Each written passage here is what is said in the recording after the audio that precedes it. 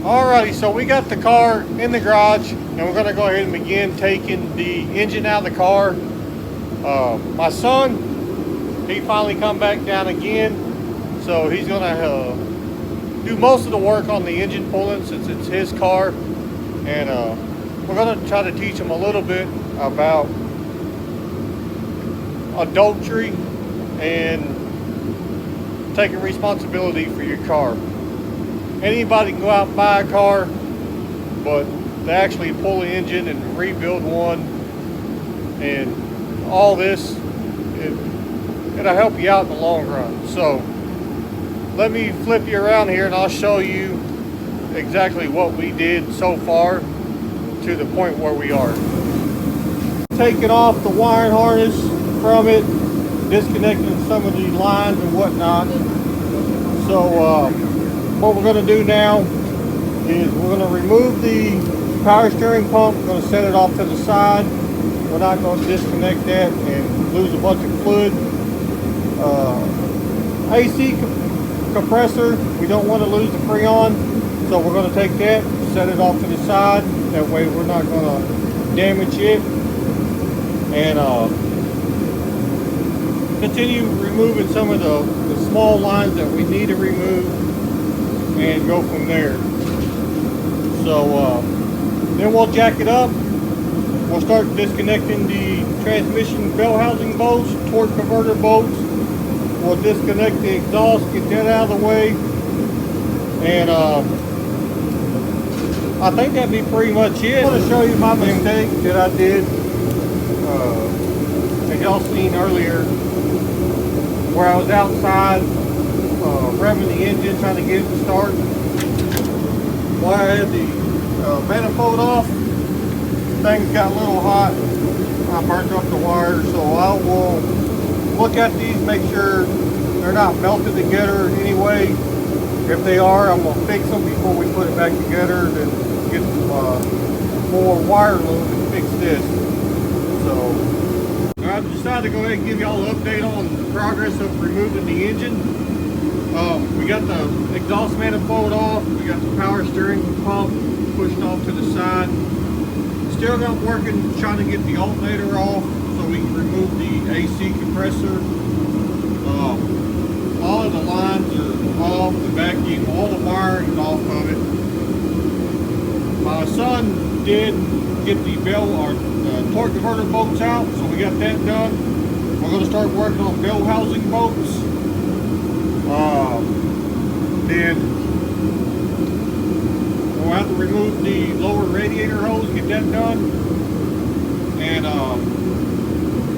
probably will be about ready to pull it after we remove the engine mounts. So let's go ahead, let's keep pushing forward. Let's get the bell housing bolts out and get this thing out. All right, so now we got everything disconnected. As you can tell, we got the, see the wife's excited about it now too. So now we're gonna go ahead and get the engine picked up out of the car and go from there. Whenever he decides to get to work.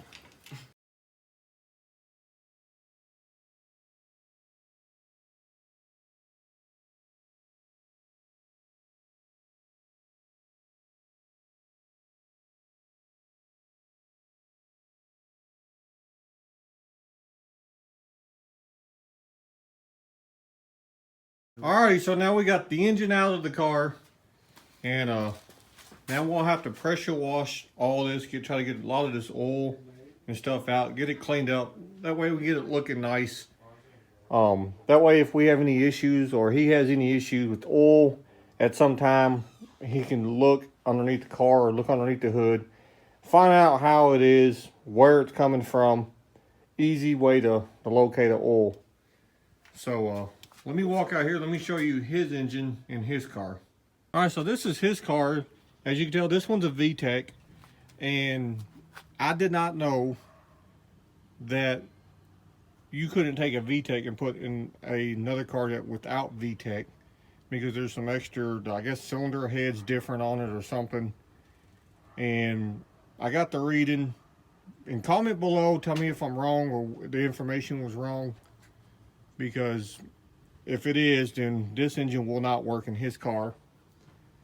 But the forums say that you have to pull the wiring harness, the PCM, the ignition out of the car and swap it all over to the other car. So I really don't know, but comment below to let me know. Don't really want to take this one apart if the engine's not going to work in the car. So, but his is VTEC. We took his valve cover off a while back, painted it red and whatnot.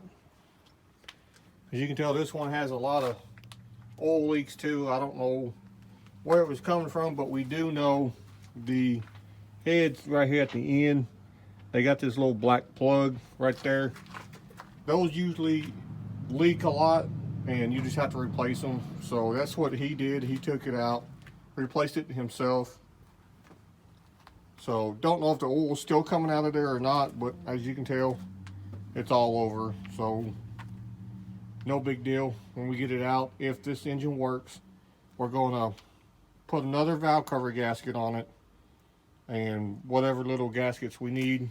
And I'll take the timing chain cover off of this one, inspect the belt in it and all that. If it needs to be changed, we're going to go ahead and change it while it's out. Easy access to it. So, but I think this is going to do it for today's video. Stay tuned, and hopefully this engine will work in his LX. This is an EX model. So if you haven't already, subscribe, like, comment, and we'll catch you on the next one.